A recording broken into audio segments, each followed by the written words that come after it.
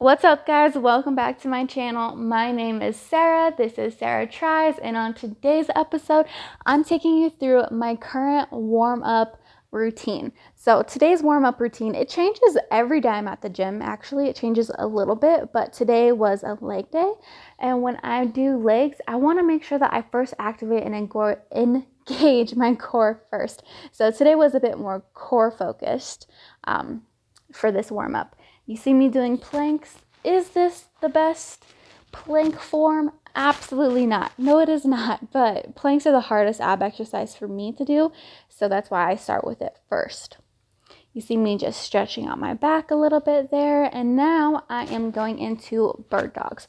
So to do a bird dog, you're on hands and knees, and you raise an opposite arm from an opposite leg. So I've got right arm up, left leg up.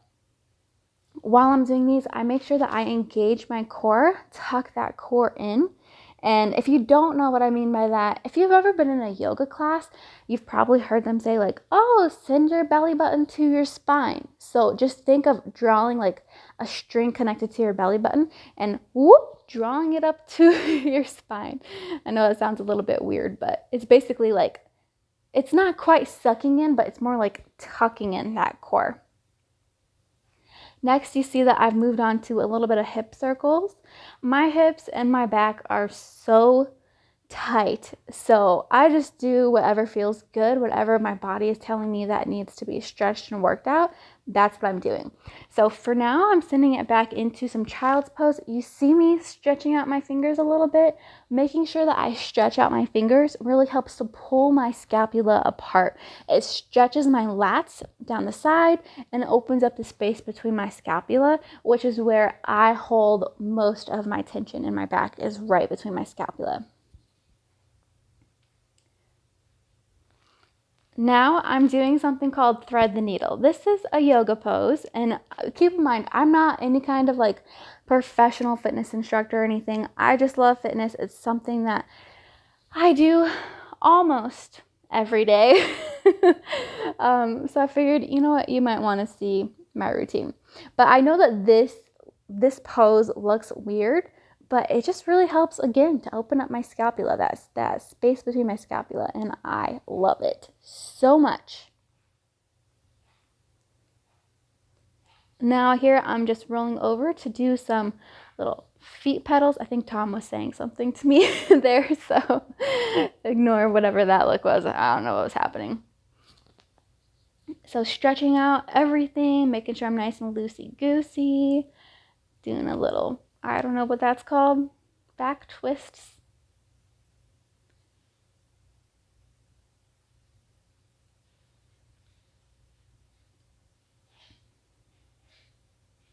All right, now I'm okay, Sarah, get into it. So now I'm doing these little, I don't know what to call them. I just call them foot pedals. So while I'm doing this, I'm trying to make sure that my core is again engaged, that everything is tucked in while I'm pedaling out these little legs of mine. Underneath my hands too, my back, I'm trying to make sure that my back is not super hollow, because if you have more of a butt, then naturally when you lay down, you're going to have a very big curve in your spine. So I'm using my arms here to try and make sure I have more of a neutral curve in my spine. Here, just doing a little bit more hip circles. Doing a little bit. I think I needed to pop my knees, so that's probably what that was. And now I'm going into leg lifts. Leg lifts are my, second favorite. Leg lifts are my second favorite leg exercise. But for me, I see the biggest difference in my core when I start mixing in leg lifts with Russian twists. And I'll do Russian twists in a little bit here. But just doing these leg lifts, yep, tucking in that core as best as I can. You can see my legs are getting heavy. Getting a little bit tired because my legs are not as straight as they were. Girl, that's fine, okay? Just do what you can do.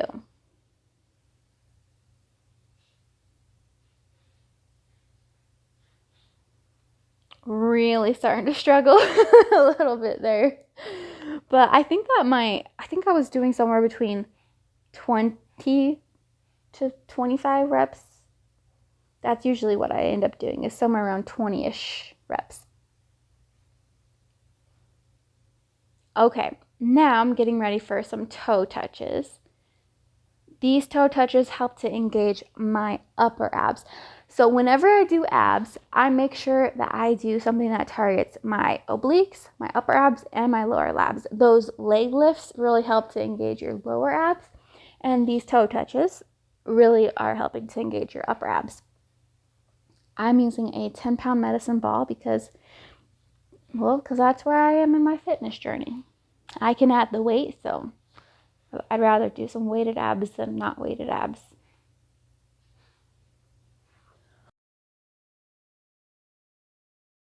All right, that was definitely hard for me. I needed to take a smidgen of a break. But this right here, guys, this is my ultimate favorite ab exercise. I have seen the most from my abs, which keep in mind, it's not like I've got a six-pack, okay? I just have definition actually, let's be honest. I have definition on my abs when I'm A, not on my period, and B, properly hydrated. But I'm just doing some Russian twists here. Yep, I was like, oh, I'm freaking done with that. It feels so good when you get done just to like throw that ball down. Feels amazing. All right, and that's it. That's it for today's video, guys. Let me know if you like this whole little setup with me talking you through my exercise routine. All right, bye guys. See you next time.